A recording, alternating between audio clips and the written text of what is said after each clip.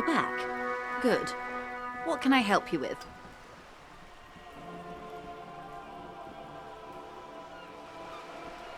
This reality.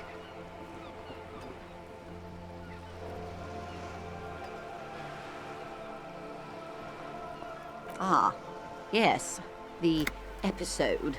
Sounds like an acute case of encephalopathy, now that I think of it. Don't be phased, madame. He functions perfectly well. He only needs a lowdown on all of reality. We may be here a while then. Ask away, officer. I'll help however I can. All right, we're in. I know these all look good, but begin with the first, okay?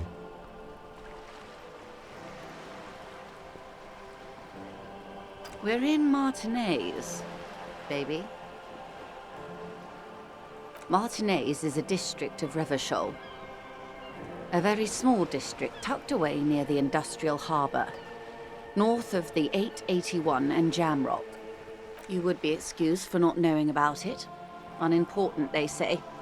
Forgotten, even. Shelled to smithereens during the Revolution.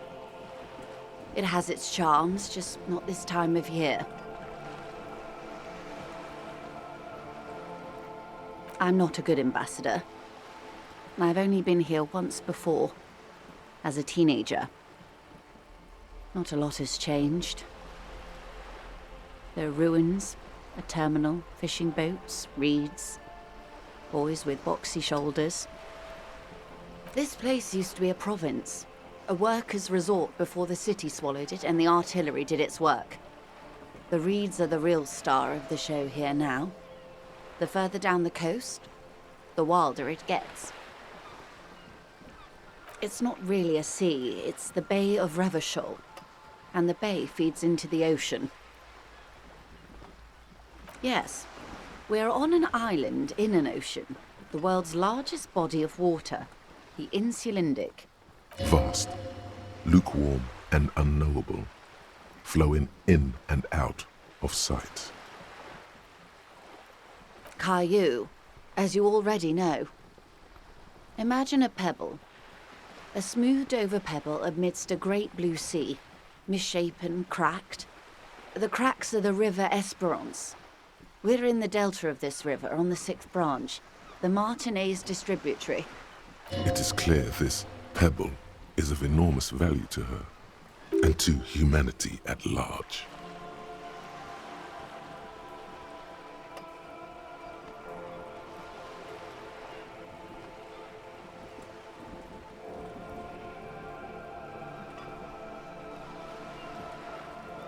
Revachol? Revachol is what you call a city. The great kind. As if it's self-explanatory, beyond patriotism, a fact. History detective. They built this city to resolve history. Our part in it, at least. Our centuries. The nations of the Occident, or migrant workers from Seminine and Ile-Marat, depending on your creed. In the DeLorean century, 380 years ago. They say it's where the terrible questions of our time will be answered. The tensions are highest, the fault lines deepest. By that I mean conflicts. Ideological conflicts. The stuff of men. We are standing on a fertile, self-sufficient island able to sustain up to 200 million people in the middle of the Insulindic Ocean, the world's connective tissue. It's where the money is.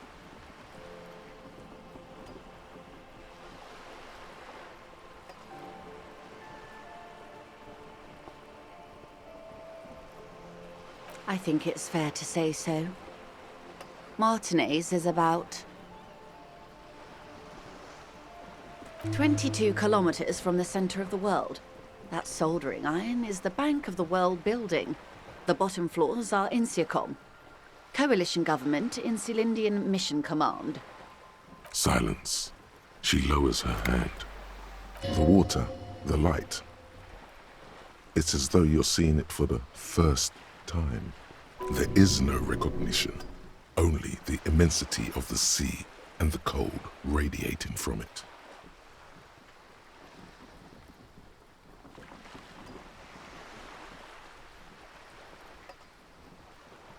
We are where we are. I have no truer answer to give, unfortunately. This is one thought you need to complete. Where are you? Was there something else you wanted to know? I remember something about a lowdown. This has been informative. Thank you, ma'am. I'm sure my memory-impaired partner has many more questions to ask, about even more fundamental aspects of reality. Might I suggest not asking them all right now? Messier will be here later too, and tomorrow. Isn't that true, ma'am? Absolutely. My commitment here is long-term.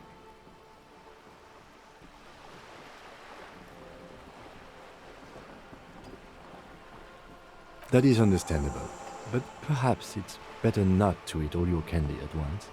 Indeed. I'm always at your service. These are unimportant times, Detective. You and I were born after the dust had settled. 1,000th of a second too late. For the big time. The revolution.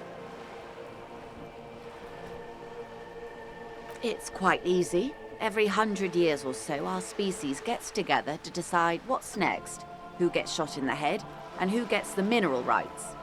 It's a real kerfuffle.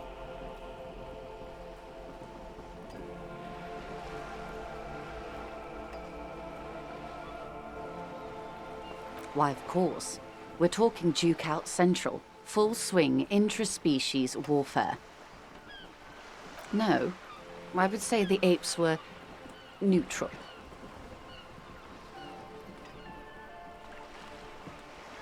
On the other hand,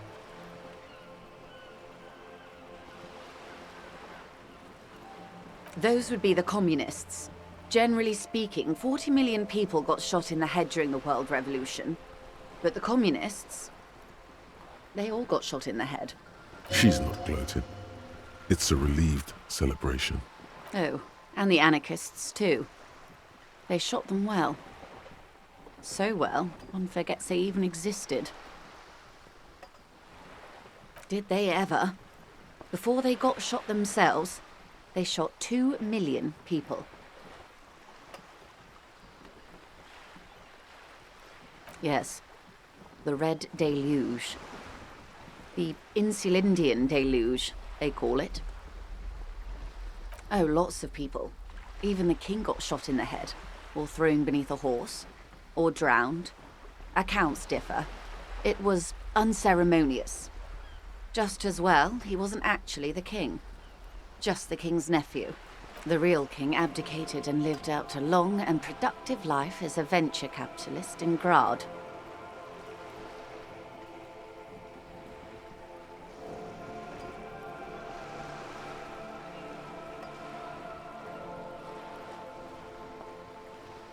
About head shooting. The liberals got the mineral rights. And by mineral rights, I mean everything. Liberals are usually middle-class people, Detective.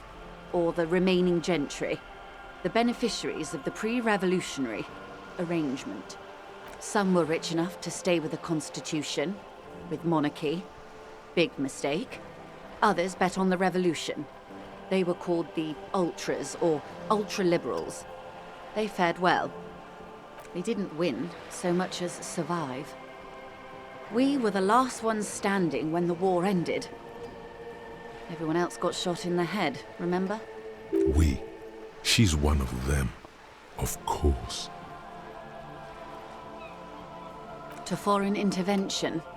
The coalition. Those people really took the mineral rights. The coalition of nations. Grad, Mesk, Vesper, Messina, Oranje, and Sur-la-Clay. The armed center of the world. They landed here and ended the revolution. It was the moralist thing to do. There is bitterness in her voice, tempered with understanding. She is critical, but ultimately understands the cause. The moralists believe in keeping everything exactly the way it is. They believe in mineral rights, and not shooting people in the head. At least not in the same manner and volume as the others do. They are the long-standing provisional rulers of Revachol now, the coalition government. This is their zone of control. They embolden the RCM with crumbs of the same law they took. Technically speaking, you are a moralist.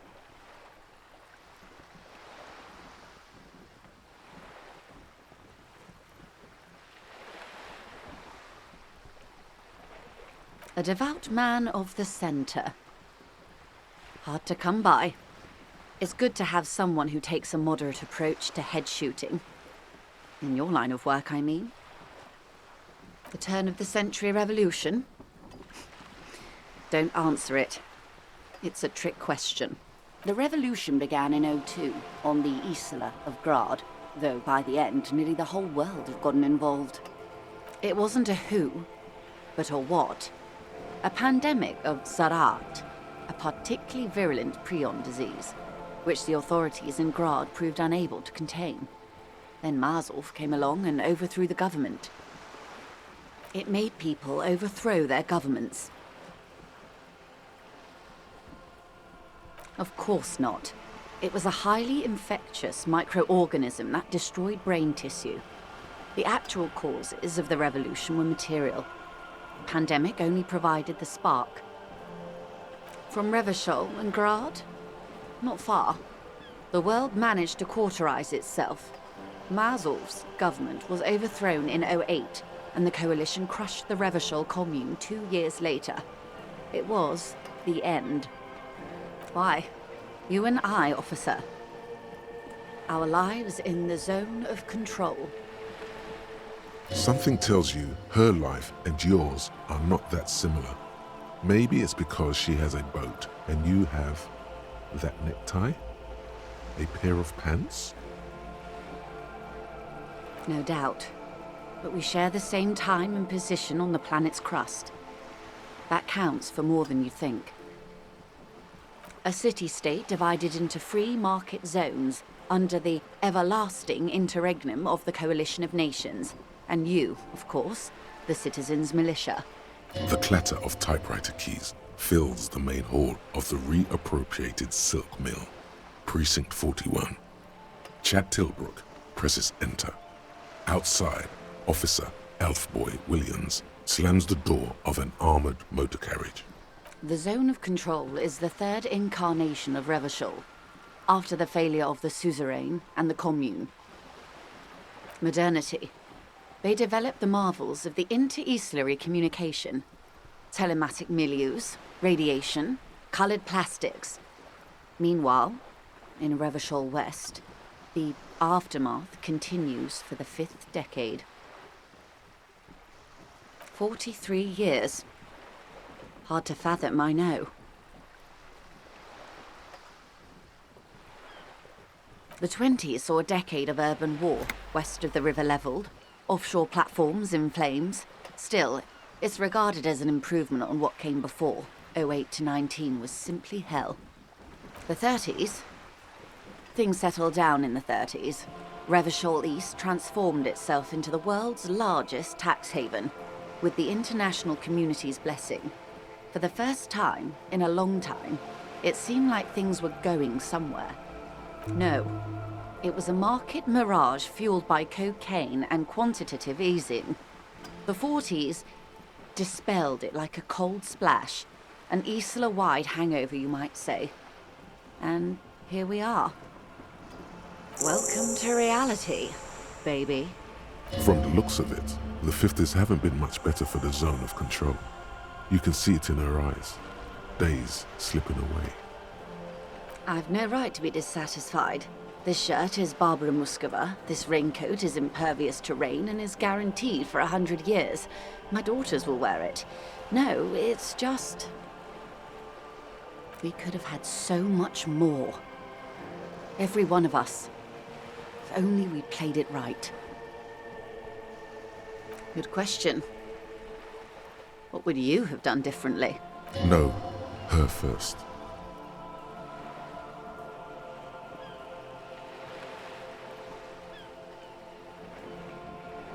And I asked you, pastless detective of the Citizens Militia, what insight has acute encephalopathy given to you?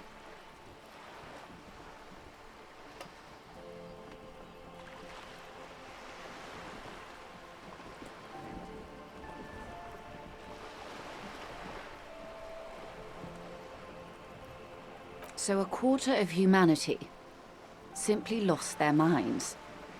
And how would you stop a prion, a complex folding protein, unlife, with a technology 50 years ago?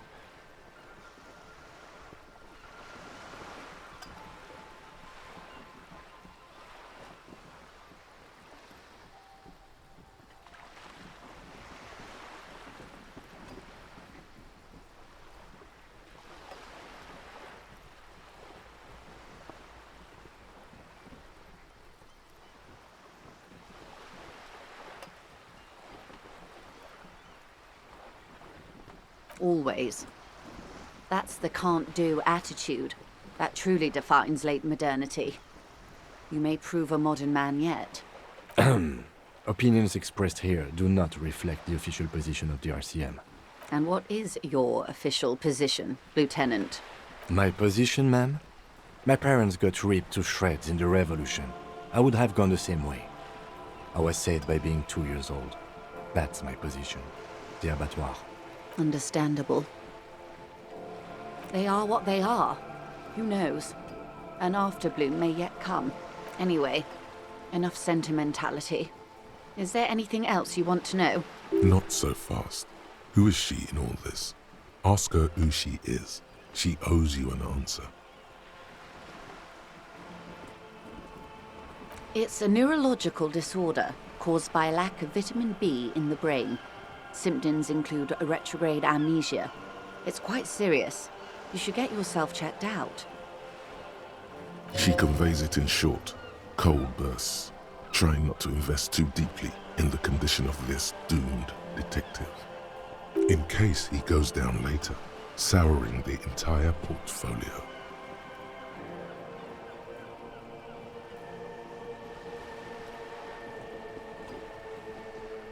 Well, it's either bariatric surgery or long-term alcohol use.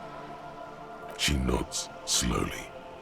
Yes, and perform autoerotic asphyxiation on yourself with your funny necktie, out in the open somewhere.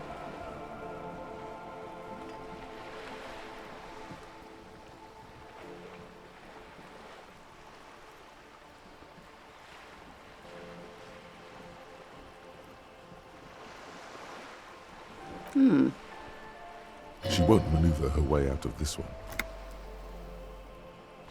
I am the vilest of the vile. A traitor, a devourer of nations and infants. I am an ultra. She raises the corner of her mouth, smirking, revealing a canine.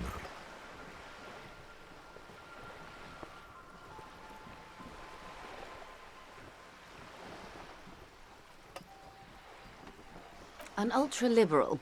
It's a type of liberal. From the revolution. It's, not the moderate kind.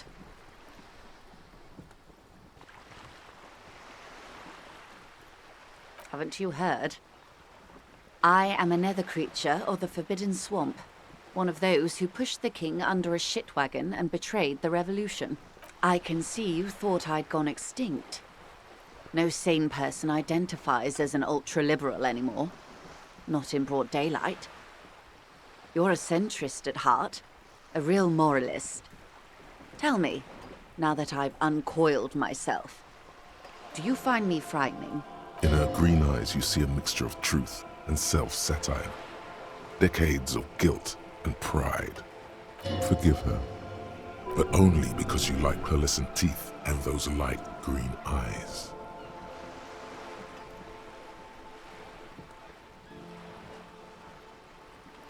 A fitting punishment. To be forgotten, if not forgiven.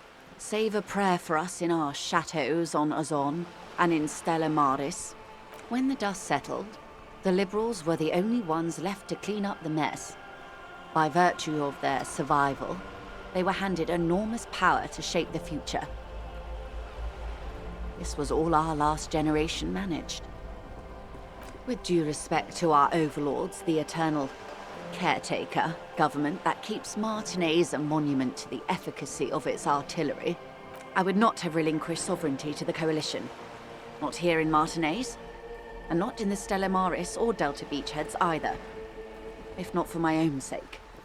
She realizes her small, cold fists are clenched. She loosens them. Then for my daughters. We had an obligation to defend our sovereignty. We should have burned the whole Isola down rather than let them have it. Dark orange flames reflect in her green eyes. An oil fire on the ocean.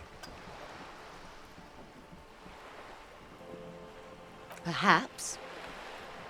My intellectual vanity will be my undoing. Yes. Whatever else I am, I'm also a mother and a wife. Now, shall we return to reality? A bird? A sphenicid? A flightless bird of the polar regions? Ah! This is the pier of Rue de Saint-Ghislaine, 33A, where the tenants have been kind enough to rent me a slot. Or two. A pre-revolutionary tenement. Old buildings are called tenements, you see. And new buildings, bâtiments. After les bâtiments nouveaux. But 33A and 33B are not nouveau. They're old. This one used to be 8 to 10 stories tall. A real high-rise by the standards of the last century. Built to mirror the skyscrapers across the bay in the Delta. That was before the war, of course. Mostly the urban middle class, I believe. This was once primo real estate, before the cannons lopped 4 or 5 stories off. Splat, splat.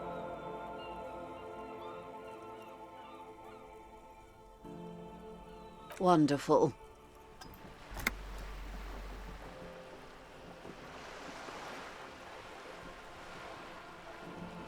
The girl in the old lady rags. Looks like a sullen and rebellious member of a teen infraculture. Yes, you and I belong to the supraculture. We're common, the herd. The music on the radio, the food in the chain restaurant, those are all too popular for the girl in the old lady rags.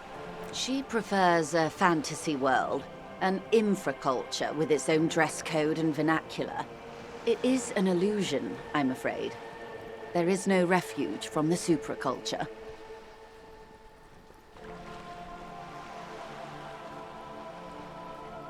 Young people who dye their hair funny colors and wear old people's clothes are stupid, and their little rebellion is self-defeating. All right, what next?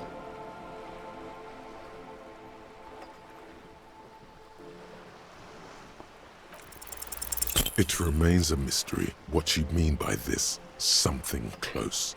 This isn't about you. It's about reality.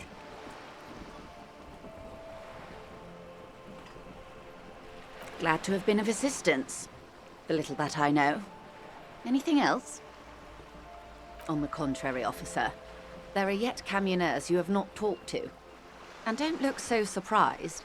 In a time like this, it would be strange if Wild Pines didn't have eyes on the harbour. I suggest you go back and canvass for more suspects.